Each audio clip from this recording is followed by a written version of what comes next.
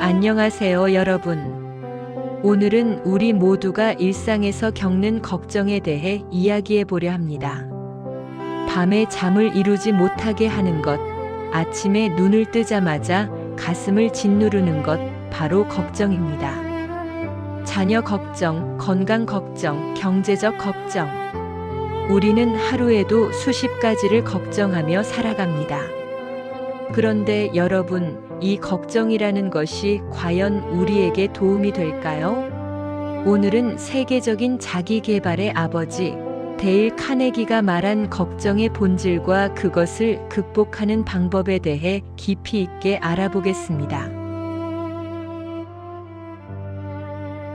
데일 카네기는 그의 명저 걱정을 멈추고 사는 법에서 걱정을 이렇게 정의했습니다. 걱정이란 아직 일어나지 않은 일에 대한 불안과 두려움이다. 우리는 대부분 미래의 일, 그것도 일어나지 않을 수도 있는 일 때문에 현재를 괴로워합니다. 어제 일어난 일은 바꿀 수 없고 내일 일어날 일은 아직 오지 않았는데 말입니다. 실제 사례, 박 할아버지의 이야기. 75세 박 할아버지는 매일 아침 혈압을 재며 걱정했습니다. 오늘 혈압이 높으면 어쩌지? 뇌졸중이 오면 어쩌지? 실제로 혈압은 정상 범위였지만 걱정 자체가 혈압을 올리는 악순환이 반복됐습니다. 어느 날 의사 선생님이 이렇게 말했습니다. 할아버지, 지금 이 순간 혈압은 정상입니다. 아직 일어나지 않은 뇌졸중을 걱정하시는 그 마음이 오히려 건강을 해치고 있어요. 이것이 바로 걱정의 본질입니다. 현실이 아닌 상상 속의 문제로 현재를 고통스럽게 만드는 것입니다. 카네기는 연구를 통해 놀라운 사실을 발견했습니다. 우리가 걱정하는 일의 약 40%는 절대 일어나지 않습니다. 30%는 이미 일어난 일로 바꿀 수 없습니다. 22%는 사소한 일들이고 4%는 우리가 어쩔 수 없는 일입니다. 결국 우리가 실제로 영향을 미칠 수 있는 걱정은 단 4%에 불과합니다. 그런데도 우리는 96%의 쓸데없는 걱정으로 인생을 소진하고 있는 것입니다.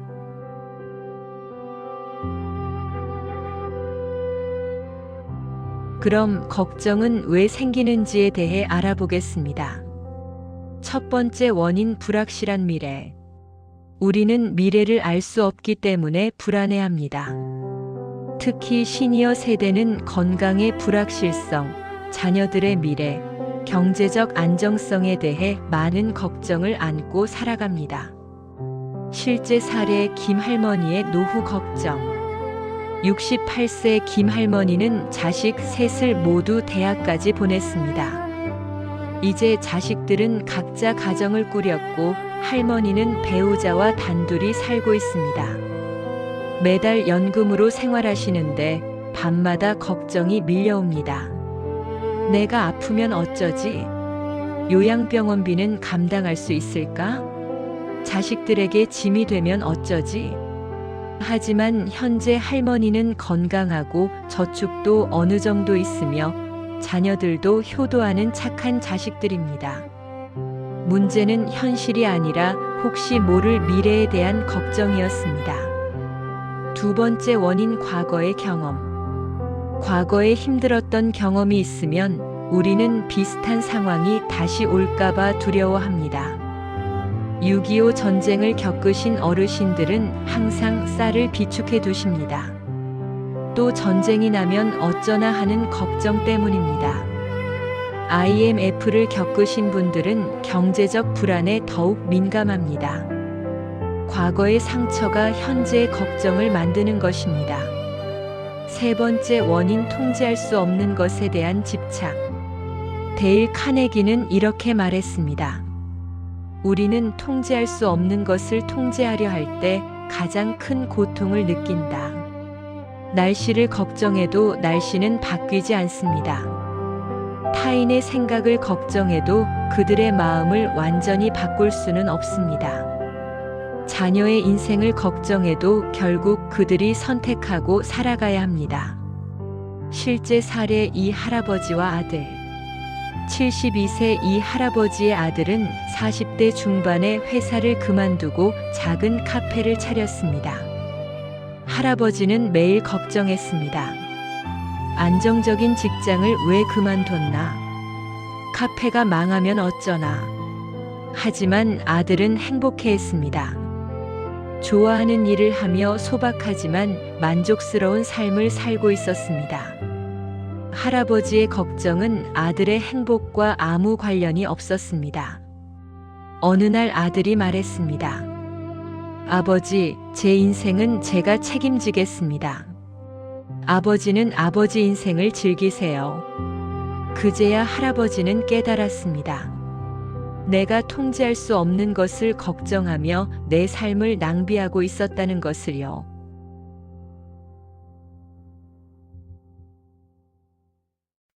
다음은 걱정이 우리에게 미치는 영향을 알아보겠습니다. 신체적 영향. 걱정은 단순히 마음의 문제가 아닙니다. 실제로 우리 몸을 병들게 합니다.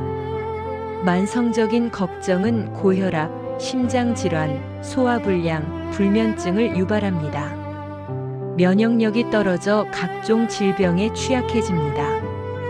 카네기는 걱정은 천천히 우리를 죽이는 독과 같다고 표현했습니다. 정신적 영향. 걱정에 사로잡히면 우울증, 불안장애가 생길 수 있습니다.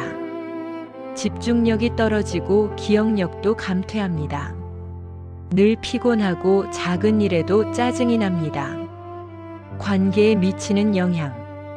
걱정이 많은 사람은 주변 사람들에게도 부정적인 영향을 미칩니다.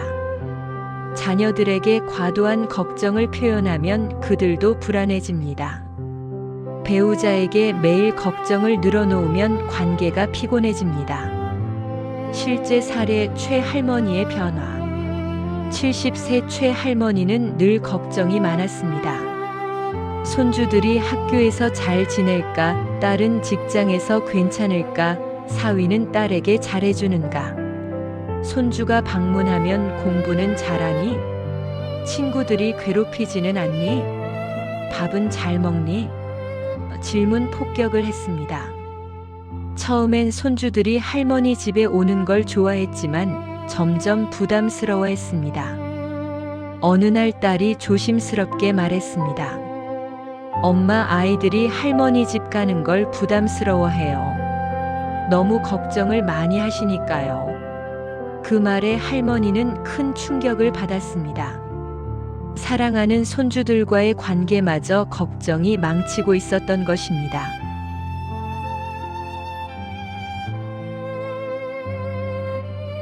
데일 카네기는 걱정을 극복하는 방법을 다음과 같이 제시합니다. 방법 1. 오늘 하루만 살아라. 카네기의 가장 유명한 조언입니다. 하루하루를 격실처럼 나누어라. 어제는 이미 지나갔고 내일은 아직 오지 않았다. 오늘만 살아라. 이것은 불교의 지금 이 순간과도 일맥상통합니다. 과거를 후회하지 말고 미래를 두려워하지 말고 오늘 이 순간에 충실하라는 것입니다.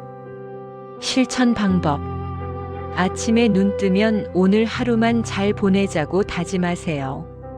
밤에 자기 전 오늘도 잘 보냈다고 스스로를 칭찬하세요. 내일 걱정이 떠오르면 그건 내일 생각하자고 말하세요. 실제 사례 장 할아버지의 하루. 78세 장 할아버지는 당뇨병을 앓고 있습니다. 예전에는 10년 후에는 합병증으로 고생하겠지라며 걱정했습니다. 하지만 카네기의 책을 읽고 생각을 바꿨습니다. 오늘 혈당만 잘 관리하자. 오늘 운동 30분만 하자. 오늘 식단만 잘 지키자. 3개월 후 혈당 수치가 좋아졌습니다. 걱정하던 미래가 아니라 실천하는 오늘에 집중한 결과였습니다. 방법 2. 최악의 상황을 받아들여라. 역설적이게도 최악의 상황을 상상하고 받아들이면 걱정이 줄어듭니다. 카네기는 이를 최악 분석 기법이라고 불렀습니다. 3단계 실천법. 최악의 상황이 무엇인지 구체적으로 생각하라. 그 상황을 정신적으로 받아들여라. 최악의 상황을 개선할 방법을 생각하라. 실제 사례 윤할머니의 수술. 65세 윤할머니는 무릎 수술을 앞두고 있었습니다. 밤마다 걱정으로 잠을 이루지 못했습니다. 수술 중에 무슨 일이 생기면, 마취에서 못 깨어나면 딸이 할머니께 물었습니다. 최악의 상황이 뭐예요? 할머니는 대답했습니다. 수술이 실패하는 거지. 그럼 그때는 어떻게 하실 건데요? 재활 치료를 열심히 하고 필요하면 보조기를 쓰겠지. 이렇게 최악을 받아들이자 오히려 마음이 편해졌습니다. 수술은 성공적이었고 할머니는 지금 건강하게 등산을 즐기고 계십니다. 방법 3. 사실을 파악하라. 걱정의 90%는 잘못된 정보나 추측에서 시작됩니다. 카네기는 사실을 알면 걱정은 저절로 사라진다고 했습니다. 실천 방법. 걱정되는 일을 종이에 적어보세요. 그것이 사실인지 추측인지 구분하세요. 사실이라면 구체적인 데이터를 찾아보세요. 실제 사례 강 할아버지의 경제 걱정. 70세 강 할아버지는 경제적 불안에 시달렸습니다. 돈이 부족하면 어쩌지? 아들이 함께 앉아서 계산해 봤습니다. 월 생활비 150만 원, 연금 120만 원, 저축에서 30만 원. 계산해 보니 10년은 충분했습니다. 막연한 걱정이 구체적인 숫자로 바뀌자 불안이 사라졌습니다. 방법 4. 바쁘게 살아라. 카네기는 바쁜 사람은 걱정할 시간이 없다고 했습니다. 이것은 무작정 바쁘라는 뜻이 아니라 의미 있는 활동으로 시간을 채우라는 의미입니다. 실천 방법. 취미를 가지세요. 그림, 서예, 등산, 노래교실. 봉사활동을 하세요. 경로당, 복지관, 교회절. 배움을 계속하세요. 노인대학, 인터넷 강의, 독서. 실제 사례 송할머니의 제2의 인생. 73세 송할머니는 남편을 떠나보낸 후 우울과 걱정에 빠졌습니다. 혼자 어떻게 살지? 외로우면 어쩌지? 친구의 권유로 동네 노인복지관에 나가기 시작했습니다. 월요일은 요가, 화요일은 서예, 수요일은 노래교실, 목요일은 봉사활동, 금요일은 친구들과 등산. 6개월 후 할머니는 웃으며 말했습니다. 요즘 걱정할 시간이 없어요. 너무 바빠서. 방법 5. 통계를 믿어라. 대부분의 걱정은 일어나지 않습니다. 확률을 생각하면 걱정이 줄어듭니다. 실제 사례 박 할아버지의 비행기 공포. 80세 박 할아버지는 손주 결혼식 참석을 위해 제주도에 가야 했습니다. 하지만 비행기가 두려웠습니다. 추락하면 어쩌지? 아들이 통계를 보여줬습니다. 비행기 사고 확률은 1100만 분의 1이에요. 집에서 계단에서 넘어질 확률이 훨씬 높아요. 할아버지는 비행기를 탔고 무사히 손주의 행복한 모습을 볼 수 있었습니다. 방법 6. 불가피한 것을 받아들여라. 나이가 드는 것, 사람이 언젠가 죽는 것, 이것은 피할 수 없는 자연의 법칙입니다. 받아들이면 편안해집니다. 실제 사례 정할머니의 평온. 85세 정할머니는 요양병원에 계십니다. 하지만 표정이 밝습니다. 할 만큼 했어요. 살 만큼 살았고요. 이제는 하루하루가 선물이에요. 받아들임의 지혜가 주는 평화였습니다.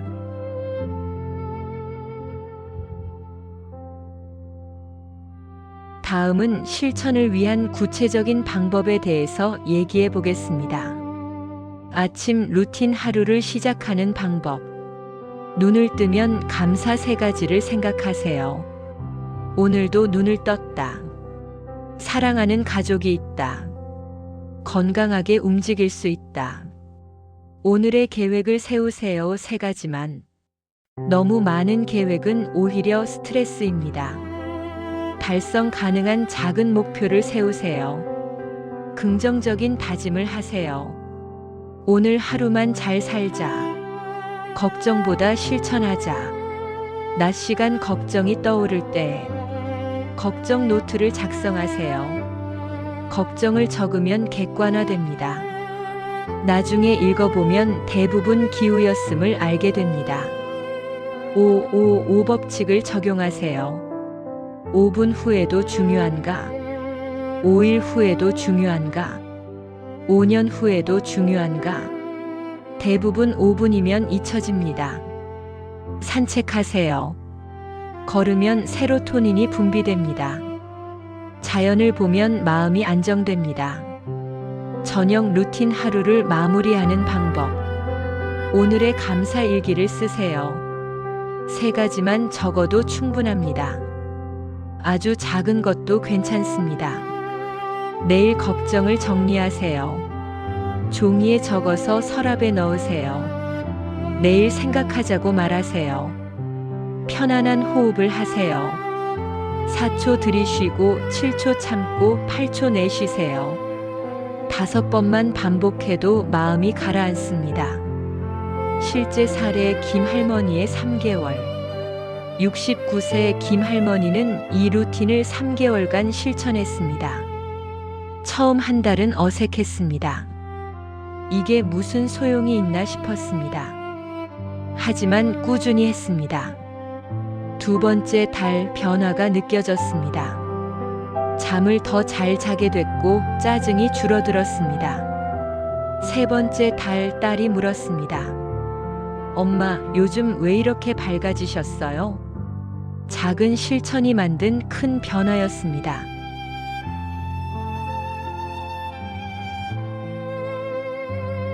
시니어를 위한 특별한 조언입니다. 건강 걱정을 다루는 법. 건강은 나이가 들수록 걱정되는 것이 당연합니다. 하지만 과도한 걱정은 오히려 건강을 해칩니다. 실천 방법. 정기 검진을 받고 결과를 믿으세요. 할 수 있는 것에 집중하세요. 운동, 식단, 수면. 매일 작은 건강 습관을 만드세요. 자녀 걱정을 내려놓는 법.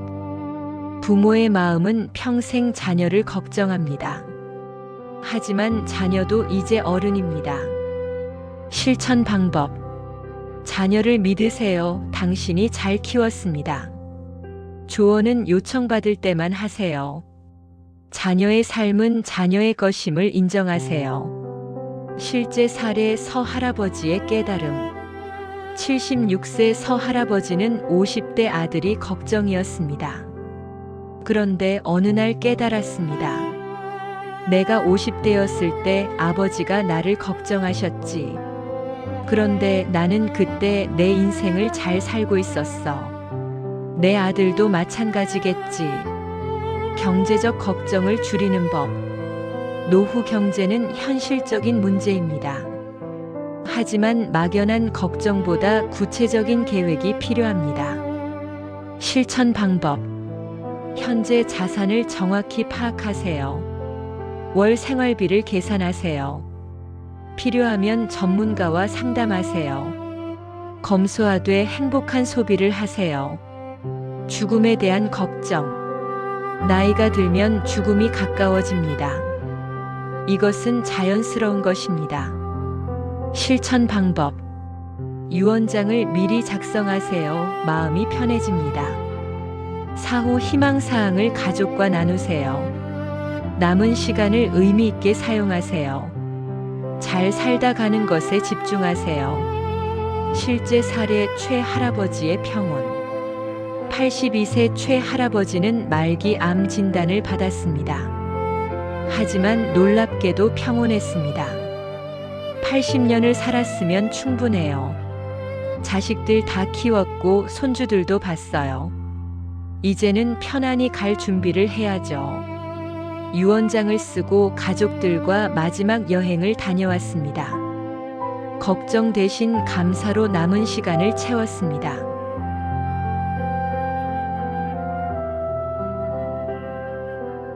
여러분, 오늘 우리는 데일 카네기의 지혜를 통해 걱정의 본질과 극복 방법을 알아봤습니다. 핵심을 다시 한번 정리하겠습니다. 첫째, 오늘 하루만 사십시오. 어제는 지났고 내일은 오지 않았습니다. 오늘만 충실히 사는 것, 그것이 가장 현명한 삶입니다. 둘째, 최악을 받아들이십시오. 역설적이지만 최악을 받아들이면 마음이 편해집니다. 그리고 대부분의 경우 최악은 일어나지 않습니다. 셋째, 사실을 파악하십시오. 막연한 걱정이 아니라 구체적인 사실을 보십시오. 숫자로 확인하고 현실을 정확히 아십시오. 넷째, 바쁘게 사십시오. 의미 있는 활동으로 하루를 채우십시오. 취미, 봉사, 배움, 운동. 무엇이든 좋습니다. 다섯째, 불가피한 것을 받아들이십시오. 나이 드는 것, 죽음, 이것은 자연의 법칙입니다. 받아들이면 평온해집니다. 오늘부터 실천할 3가지. 아침에 눈 뜨면 오늘 하루만 잘 살자고 다짐하세요. 걱정이 떠오르면 이것은 사실인가 추측인가? 라고 물으세요. 저녁에 감사 3가지를 생각하며 잠드세요. 마지막 이야기. 데일 카네기는 이렇게 말했습니다. 오늘은 어제 죽은 사람이 간절히 살고 싶어 했던 내일입니다. 우리에게 주어진 오늘, 이 순간이 얼마나 소중한지 기억하십시오. 걱정으로 낭비하기엔 너무 아까운 시간입니다. 여러분 한 분 한 분이 걱정에서 벗어나 평온하고 행복한 노년을 보내시길 진심으로 응원합니다. 오늘 영상이 도움이 되셨다면 좋아요와 구독 부탁드립니다. 여러분의 평안한 하루를 기원합니다. 감사합니다.